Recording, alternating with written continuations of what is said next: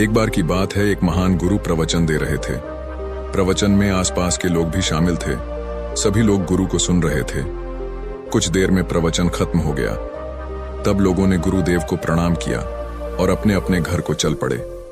पर एक युवक वहीं पर बैठे रह गया। गुरु की नजर उस युवक पर पड़ी तो वो पूछ बैठे, क्या बात है वत्स, कोई जिज्ञासा है क्या?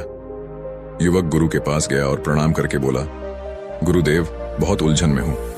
जितना इस बारे में सोचता हूं उतना ही उलझ जाता हूं। कैसी उलझन है वत्स? गुरु ने प्रश्न किया। युवक हाथ जोड़कर बोला, गुरुदेव, ये संसार कितना विशाल है। संसार में लाखों करोड़ों लोग निवास करते हैं। उनमें भी एक से बढ़कर एक विद्वान कलाकार योद्धा है। ऐसे में उन सबके बीच मुझ जैसे सामान्य प्राणी का क्या मूल्य है? युवक की बात सुनकर गुरु मुस्कुरा दिए। वे बोले, तुम्हारे जिज्ञासा का उत्तर मिल जाएगा, पर इसमें थोड़ा सा समय लगेगा। क्या तब तक मेरा एक छोटा सा काम कर सकते हो? गुरुदेव, ये तो मेरे लिए गर्व की बात है कि मैं आपके काम आ सकूं। युवक ने अपने हाथ जोड़कर कहा, गुरुदेव, आप आदेश करें। गुरु ने युवक को एक चमकीला पत्थर देते हुए कहा, तुम्हें इस पत्थर का मूल्य पता करना है, और ध्यान रहे, इसे बेचना नहीं है, सिर्फ इसका मूल्य पता करना है। जैसी आज्ञा गुरुदेव। ऐसा कहते हुए युवक ने गुरु से वह पत्थर ले लिया। उसने उन्हें एक बार फिर प्रणाम किया और बाजार की ओर चल पड़ा। बाजार वहां से ज्यादा दूर नहीं था। युवक थोड़ी देर में वहां पहुंच गया। वह सुबह का समय था, इसलिए बाजार अभी ठीक से लगा नहीं था। वहां पर इक्का दुक्का दुकानदार ही थे। युवक ने जिज्ञासावश इधर उधर नजर गई। उसे एक पेड़ के नीचे एक दुकानदार नजर आया। वह आम बेच रहा था। युवक उस दुकानदार के पास पहुंचा और उसे पत्थर दिखाते हुए बोला, क्या आप इस पत्थर की कीमत बता सकते हैं? दुकानदार एक चालाक व्यक्ति था।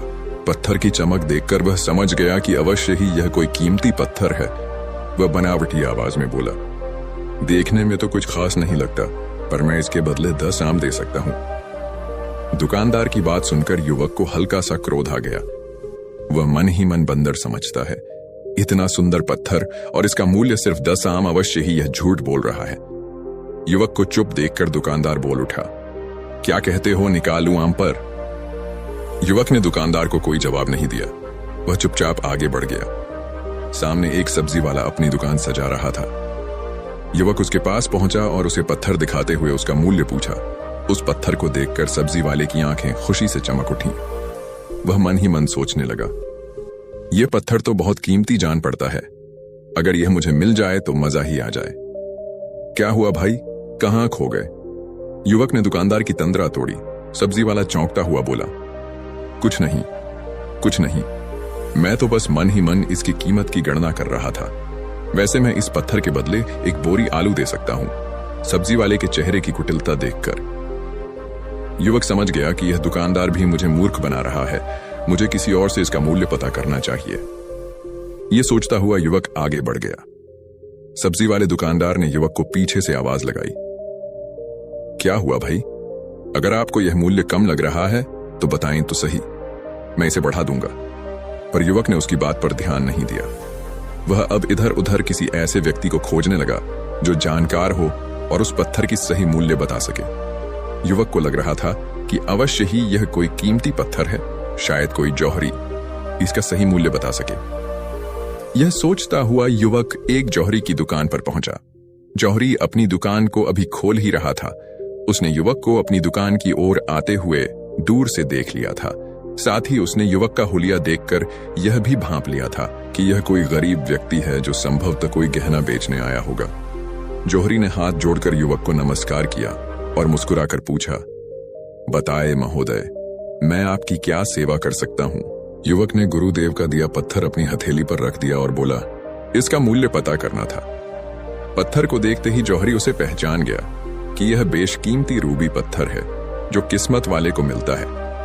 वह बोला, पत्थर मुझे दे दो और मुझसे 1 लाख रुपए ले लो। कहते हुए जौहरी ने पत्थर लेने के लिए अपना दाहिना हाथ बढ़ाया, पर तब तक युवक ने पत्थर को अपनी मुट्ठी में बंद कर लिया था। उसे पत्थर के मूल्य का अंदाजा हो गया था, इसलिए वह गुरुदेव के पास जाने के लिए मुड़ गया। जौहरी ने उसे पीछे से आवाज लगाई, अरे रुको तो भाई, मैं इसके 50 लाख दे सकता हूं। लेकिन युवक को वह पत्थर बेचना तो था नहीं, इसलिए वह रुका नहीं और दुकान के बाहर आ गया। पर जौहरी भी कम चालाक नहीं था। वह उस अनमोल पत्थर को किसी भी कीमत पर अपने हाथ से जाने नहीं देना चाहता था। वह दौड़कर उसके आगे आ गया और हाथ जोड़कर बोला, तुम यह पत्थर मुझे दे दो, मैं इसके बदले 1 करोड़ देने को तैयार हूं। युवक को जौहरी की बातों में अब कोई रुचि नहीं रह गई थी। वह जल्द से जल्द गुरुदेव के पास पहुंच जाना चाहता था, इसलिए ना तो वह रुका और ना ही उसने जौहरी की कोई बात का जवाब दिया। वह तेज तेज कदमों से गुरु के आश्रम की ओर चल पड़ा। जौहरी ने पीछे से आवाज लगाई, यह अत्यंत मूल्यवान पत्थर है, अनमोल है, तुम जितने पैसे कहोगे मैं दे दूंगा। यह सुनकर युवक परेशान हो गया। उसे लगा कहीं पत्थर के लालच में जौहरी उसे पकड़कर जबरदस्ती ना करने लगे, इसीलिए वह तेजी से आश्रम की ओर दौड़ पड़ा। युवक जब गुरु के पास पहुंचा तो वह बुरी तरह से हाँफ रहा था। उसे देखकर गुरु मुस्कुरा दिए, फिर भी उन्होंने अपने चेहरे से कुछ भी जाहिर नहीं होने दिया। वे बोले, क्या बात है वत्स, तुम कुछ डरे हुए से लग रहे हो। युवक ने गुरु को प्रणाम किया और सारी बात कह सुनाई। साथ ही उसने वह पत्थर भी उन्हें वापस कर दिया। गुरु बोले, आम वाले ने इसका मूल्य 10 आम बताया, आलू वाले ने 1 बोरी आलू और जौहरी ने बताया कि यह अनमोल है। इस पत्थर के गुण जिसने जितने समझे उसने इसका मूल्य उसी हिसाब से लगाया। ऐसे ही ये जीवन है, प्रत्येक व्यक्ति खान से निकले हुए एक हीरे के समान है, जिसे अभी तराशा नहीं गया है। जैसे जैसे समय की धार व्यक्ति को तराश की जाती है, व्यक्ति की कीमत बढ़ती जाती है। यह दुनिया व्यक्ति को जितना पहचान पाती है उसे उतनी ही महत्व देती है। कहते हुए गुरु एक क्षण के लिए रुके, फिर बोले, किंतु आदमी और हीरे में अंतर यह है कि हीरे को कोई दूसरा तराशता है और व्यक्ति को अपने आप को स्वयं ही तराशना पड़ता है।